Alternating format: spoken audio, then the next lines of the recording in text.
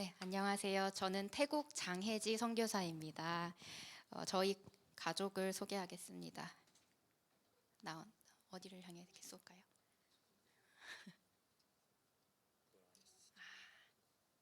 네, 저희 남편은 허일성 선교사고요. 딸 6살 네, 예주랑 둘째 예서입니다. 사진이 엄청 파송될 때 사진이라서 2년 반 전 사진입니다. 많이 컸습니다. 네. 지난해 4월 이후에 1년 반 만에 다시 이렇게 인사드리게 돼서 너무 기쁘고 반갑습니다. 그동안 우리 성도님들의 기도와 사랑 덕분에 저희가 선교지에서 또 무사히 잘 지낼 수 있었습니다. 저희는 지난해 11월 태국어 언어 시험을 잘 치렀고요. 그리고 그 이후로 구제 사역이나 현지 목회자 훈련 사역들을 계속 진행해 오고 있고요. 네, 이렇게 현지 목사님들하고 그 현지 목회자들 설교 훈련 시키는 세미나 또 이렇게 같이 스텝으로 진행하고 있습니다. 저희는 지금 태국에서는 그래도 대형 교회에 속하는 그런 현지 교회를 출석하면서 신앙생활하고 있는데요. 담임 목사님, 차트리 목사님이 굉장히 겸손하시고 또 성실하셔서 많이 배우고 있습니다. 성도님들하고 같이 전도도 하고, 네, 이렇게 부활절 전도도 하고, 교회 수련회도 같이 가고 하면서 현지 교회 문화에 잘 적응하려고 노력을 하고 있습니다. 이 방쿤티안 지역 가운데에 이 교회가 복음의 구원의 방주가 될 수 있도록 생각나실 때 함께 기도 부탁드립니다. 네, 저희는 이제 언어 시험 이후로도 꾸준히 태국어 과외도 받고 또 동료 선교사님들하고 같이 이제 통역 모임을 하면서 태국어 공부를 계속 해나가고 있고요. 최근에는 제가 이제 태국어 성경을 처음부터 읽으면서 태국어 설교문을 작성해 보는데 그 중에 오늘 말씀을 통해서 주님께서 놀랍게 여기시는 믿음에 대한 그 묵상을 주셔서 오늘 이 시간 함께 그 은혜를 나누고자 합니다. 오늘 말씀에서 백부장은 이스라엘 민족이 아니라 이방인으로서 100명의 군대를 지휘하는 사람이었습니다. 오늘 말씀에 주여 내 하인이 중풍병으로 집에 누워서 몹시 괴로워하나이다 라고 하면서 하인을 치료해 달라고 간청을 합니다. 여기에서 백부장이 주라고 부르는 모습을 통해서 이방인인 백부장이 예수님을 주인으로 인정하고 예수님의 권위를 인정한다는 것을 볼 수 있습니다. 사랑하는 라이트하우스 일산 성도님 여러분, 예수님께서 놀랍게 여기시는 믿음은 예수님의 권위를 인정하는 믿음입니다. 태국의 수많은 영혼들은 예수님의 권위를 인정하지 않고 영적인 어둠에 지배받고 있습니다. 태국 사람들은 종교심이 매우 강해서 무교인 사람은 거의 없습니다. 보통 태국은 어떤 종교를 많이 믿는다고 알고 계시죠? 네, 불교라고 많이 생각을 하시는데요.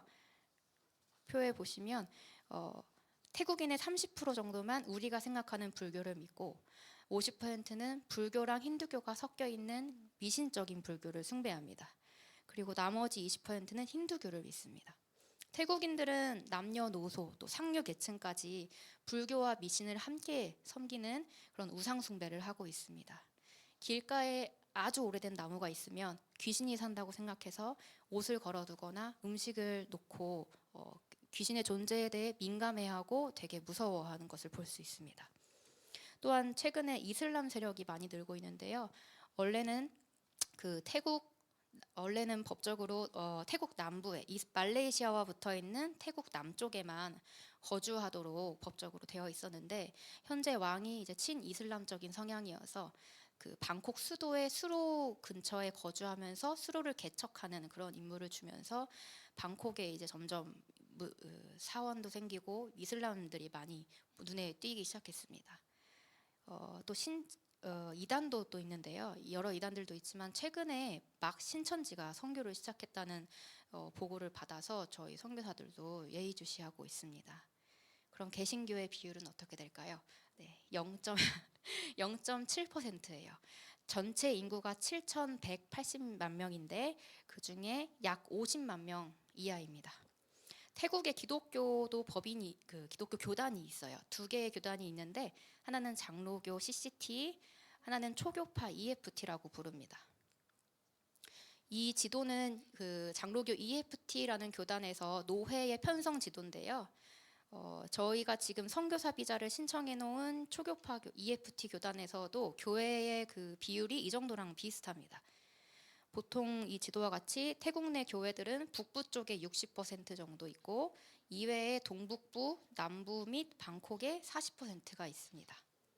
문제는 치앙마이 이 북쪽 위쪽의 전체 인구가 183만 명인데요. 방콕에는 치앙마이의 5배 정도인 1,000만 명이 살고 있습니다. 결국 방콕은 지금 인구 밀집도에 비해서 교회 수가 여전히 부족한 상황입니다. 특히 태국 동북부와 남부 지역에도 교회가 필요한 상황이기 때문에 저희는 동북부 지역에 263만 명이 거주하는 코랏이라는 도시를 지금 정탐하면서 또 동시에 방콕 그 외곽 주변부 지역에 교회가 부족한 교회가 없는 동네들을 탐방하고 있습니다. 태국 방콕의 도로는 굉장히 독특하게 생겼는데요. 땅굴 개미집처럼 그 큰 메인도로를 기준으로 양쪽으로 골목들이 갈라져서 이렇게 되어 있습니다. 그런데 그 골목이 끝이 한국처럼 연결된 것이 아니라 다 끝에서 막혀 있어요. 그래서 골목골목들마다 그 경제적인 수준 차이나 그 분위기가 굉장히 많이 다릅니다. 저희는 그래서 지역 탐방을 할 때 가능하면 골목들을 직접 끝까지 걸어서 가볼 수 있도록 노력을 하는 편입니다. 그럴 때 이렇게 많이 걸어 다니는데요. 인도가 이렇게 없습니다. 저희가 다니면서 자주 이런 모습을 보는데요. 아침 이른 시간부터 동네에서 이제 설교도 하시고 저렇게 공양도 하고 축복기도도 받는 모습들을 봅니다. 저희는 땅밟기를 하면 그 동네 사람들이 저희를 되게 수상쩍게 바라보는데 저렇게 스님들은 환대를 많이 받습니다. 태국의 수많은 영혼들은 이렇게 하나님의 권위를 인정하지 않고 우상과 미신을 숭배하면서 또 세상의 왕을 두려워하면서 섬기고 있습니다. 기도하는 것은 이방인 백부장이 예수님을 자신의 주인으로 인정한 것처럼 우리 태국의 수많은 영혼들도 예수님의 권위를 인정하는 그 믿음을 가지게 되기를 간절히 소망합니다. 태국 많은 사람들이 창조주이신 하나님을 알게 되고 구원자이신 예수님을 만나게 되기를 간절히 기도합니다. 이를 위해서 저희 가정이 태국 땅을 향한 하나님의 사랑으로 충만해지기를 생각나실 때마다 간절히 기도 부탁드립니다. 두 번째로 주님께서 놀랍게 여기시는 믿음은 겸손한 믿음입니다. 예수님께서 화인을 고쳐주겠다고 하시니 백부장이 대답하여 이르되 주여 내 집에 들어오심을 나는 감당하지 못하겠사오니 라고 합니다. 이 고백의 의미는 유대인인 예수님께서 율법을 어기면서까지 이방인인 자신의 집에 오실 만큼 자기 자신이 가치가 없는 사람이라고 고백하는 것입니다. 백부장에게는 낮은 마음, 겸손한 믿음이 있었습니다. 태국에는 보이지 않는 계층이 있습니다. 경제적인 수준에 따라서 계층이 나누어져 있는데 비슷한 계층의 사람들끼리만 어울리려고 합니다. 이런 특성으로 인해서 만약에 교회를 개척했을 때 교회 안에 어린이만 있거나 아니면 청년만 있으면 다른 세대의 사람들은 여기는 내가 있을 곳이 아니구나 라고 생각을 해서 오지 않으려고 하는 특성이 있습니다. 그래서 저희는 내년에 여름에 교회를 개척할 때 다양한 계층과 세대를 전도하기 위해서 지리적인 위치를 굉장히 중요하게 생각하고 있습니다. 그리고 저희가 외국인이기 때문에 현지인들과 신뢰를 쌓기 위해서 교회 건물 안에 거주를 하면서 항상 이제 교회 문을 개방할 수 있도록 교제할 수 있도록 계획을 하고 있는데요. 그렇게 하기에 적절한 건물이 굉장히 적고 찾기 힘들고 또 월세가 생각보다 비싸서 지금 아직 저희에게 마음 주신 곳을 찾지는 못했습니다. 혹은 동북부 지방으로 이동도 고려하면서 기도하고 있습니다. 이렇게 재정적인 문제와 더불어서 언어 문제가 항상 저희의 기도 제목입니다. 태국어 혹시 들어보셨나요? 태국어는 고유의 문자가 있어서 그들이 자부심이 굉장히 강해요. 태국어는 또 중국어처럼 성조가 있기 때문에 좀 어려운 외국어에 속하는 것 같습니다. 태국인들이 저희를 보면 외국인이 말 잘한다고 칭찬하는데 저희들은 이제 일상 대화뿐만 아니라 이제 만나서 교제하고 신방하고 전도하고 설교하고 기도해 주는 단계까지 나가야 하기 때문에 아마도 저희 평생에 계속 언어 공부를 해야 하지 않을까 싶습니다. 이렇게 다음 한 해의 필요와 하나님의 공급이 어떻게 바뀔지 모르는 상황 앞에서 또한 앞으로 오랜 시간이 필요한 언어 문제 앞에서 과연 할 수 있을까라는 그런 막막함이 들 때도 있습니다. 그럴 때일수록 저는 할 수 있는 것이 하나님 앞에 매달리는 것밖에 없습니다. 왜냐하면 하나님께서는 우리가 고난 가운데 지쳐서 쓰러져서 포기하는 것이 아닌 겸손히 우리의 약함과 부족함 그대로 주님 앞에 나아오기를 바라고 계시기 때문입니다. 나 자신의 힘으로 해결할 수 없는 어려움들을 하나님 앞에 그대로 내려놓고 가지고 나아갈 때 선교지에서의 고난들은 저를 더욱 겸손하게 하는 훈련이 됩니다. 하나님께서는 우리의 겸손한 믿음을 통해서 우리의 삶 가운데서 역사하실 것을 믿습니다. 사랑하는 라이트하우스 일산 형제자매 여러분, 주님께서 놀랍게 여기시는 믿음은 낮은 마음으로 주님 앞에 나아가 아뢰는 겸손한 믿음임을 깨달으시기를 축복합니다. 마지막으로 주님께서 놀랍게 여기시는 믿음은 세 번째, 순종하는 믿음입니다.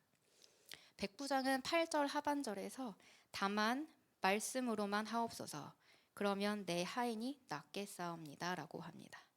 군대 상관이 자신에게 명령하면 자신이 따르고 자신이 100명의 수하에게 명령하면 수하들이 따르듯이 예수님께서 명령하면 예수님의 권세 아래에 있는 모든 것들이 순종하여서 자신의 하인 또한 치료받게 될 거라는 고백입니다.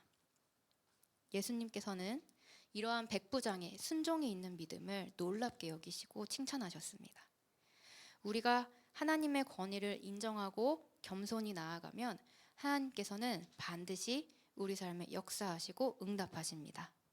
그러나 우리에게 순종하는 믿음이 없다면 우리는 하나님의 응답을 받았음에도 아담과 하와처럼 말씀을 위심하는 불순종의 죄를 짓게 됩니다. 지난해 4월에 한국에서 저희가 선교지에 복귀한 이후로 아이들이 현지 학교를 입학했는데요.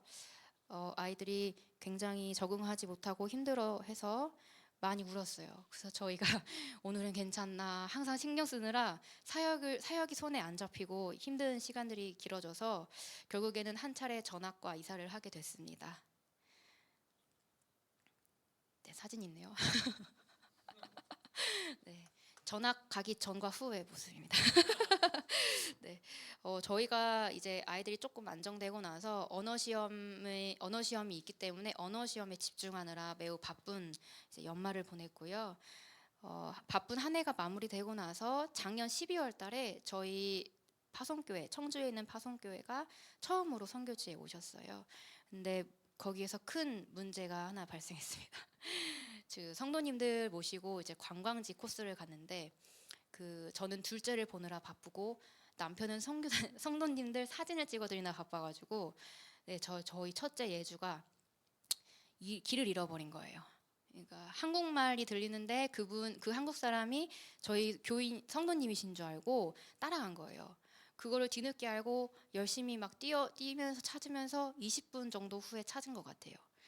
근데 문제는 이제 성도님들 돌아가시고 나서 그 이후에 이제 예주가 문제 행동을 보이기 시작했어요. 속눈썹, 눈썹, 머리카락을 이제 뽑기 시작했는데 그제서야 저희가 알게 됐습니다. 아이들이 2년 반 동안 선교지에 적응하면서 우리보다 더 힘들었겠구나. 많은 불안과 스트레스에 노출이 됐구나라는 걸 깨닫게 됐습니다. 저희 부부는 선교지에 적응하고 언어 공부하는데 바쁘고 지쳐서 아이들의 마음을 더 헤아려주지 못한 그 일들을 많이 회개했습니다. 아이 문제 행동이 호전될 때까지 지난해 12월부터 올해 한 2월 정도까지 3달이 걸렸는데요. 그 기간 동안 매일 하나님께서 아이 마음을 치료해 주실 것을 믿고 기도하지만 또 그 다음날 아이의 얼굴이 제 눈앞에 보이면 낙심이 되고 이런 일들이 3개월 동안 반복이 됐습니다. 당시에 선교사 상담센터가 이제 남양주에 하나 생겼더라고요. 상담 받는데 저희 보고 철수를 권고하더라고요. 근데 하나님께서 저희에게 선교지를 떠나라는 마음을 주시지 않았어요. 이때 하나님의 말씀이 들렸지만 이렇게 눈앞에 문제 상황이 계속 확실하게 선명하게 자꾸 보이니까 말씀 그대로 믿고 순종하기가 굉장히 어려웠습니다. 그럼에도 너는 마음을 다하여 여호와를 신뢰하고 내 명철을 의지하지 말라. 너는 범사의 그를 인정하라. 그리하면 내 길을 지도하시리라. 잠언 3장 5절 6절 하나님이 주시는 그 말씀에 순종하려고 노력했고 아이들을 잘 이제 케어하려고 노력하면서 잘 회복이 또 됐습니다. 이렇게 올해 상반기는 저희 가정의 그 지친 몸과 마음을 회복하는데 좀 많이 노력을 기울였고요. 그리고 이제 하나님께서 또 새로운 교회 개척의 비전을 주시고 새 힘을 주셔서 또 이렇게 새롭게 나아가고 있습니다. 자녀 문제와 마찬가지로 교회 개척 문제 또한 저희가 할 수 없고 갈 수 없고 알 수 없는 길이 될 것입니다. 하지만 그럼에도 하나님께서 저희의 가정을 가장 좋은 길로 인도하실 줄을 믿습니다. 또 주님께서 저희가 할 수 없는 일도 직접 이루실 줄을 믿습니다. 아멘. 히브리서 16장 여기 나오네요. 말씀을 같이 봉독하고 싶은데요. 번갈아 가면서 읽겠습니다. 믿음이 없이는 하나님을 기쁘시게 하지 못하나니 하나님께 나아가는 자는 반드시 그가 계신 것과 또한 그가 자기를 찾는 자들에게 상 주시는 이심을 믿어야 할지니라.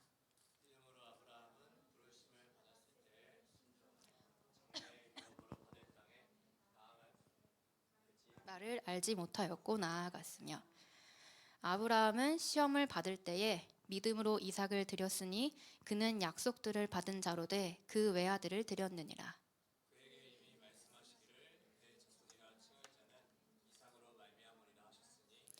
그가 하나님이 능히 이삭을 죽은 자 가운데서 다시 살리실 줄로 생각한지라.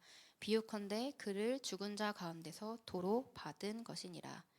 네, 아브라함은 무엇과도 바꿀 수 없는 자신의 생명보다 귀한 아들 이삭을 하나님 말씀에 순종하여 제물로 드렸습니다. 아브라함은 하나님께서 아들 이삭을 통해서 수많은 자손을 주실 거라는 그 말씀 그대로를 그 약속을 믿음으로 상속받았습니다. 아브라함은 내가 이삭을 제물로 드리더라도 하나님께서 반드시 다시 살리실 거라는 믿음이 순종하는 믿음이 있었습니다. 저희 또한 선교지에 나올 때 주셨던 약속의 말씀이 있는데요. 거기서도 주의 오른손이 너를 인도하시고 나를 붙드시리이다. 시편 139편 10절 말씀이 지금 저희 가정 가운데 이루어지고 있음을 믿습니다. 만약 지금 성도님들께 하나님께서 주신 응답의 말씀이 있다면 오직 그 말씀에 순종하는 믿음으로 눈앞에 있는 고난에서 일어서게 되시기를 간절히 축복합니다. 13절 말씀 함께 읽겠습니다. 예수께서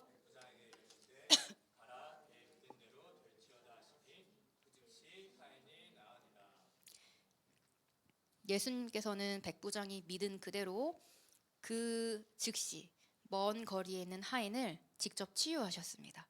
이 치유 기적을 통해서 백부장의 믿음이 확증되었습니다. 지금도 우리의 믿음을 통해서 예수님의 능력이 우리 삶 가운데에 역사하십니다. 예수님의 권위를 인정하고 겸손히 그 앞에 나아가서 순종하면 예수님의 십자가 보혈의 사랑과 예수님의 십자가 부활의 능력이 우리 인생의 영적 전쟁을 결국엔 승리로 끝내실 것을 믿습니다.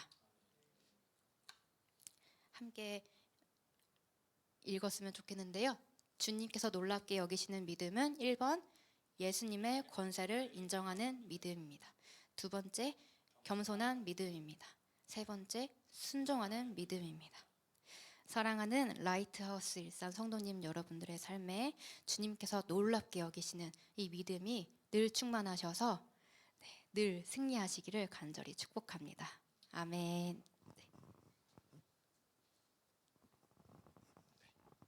우리 들어가실 때 박수로 했으면 좋겠습니다.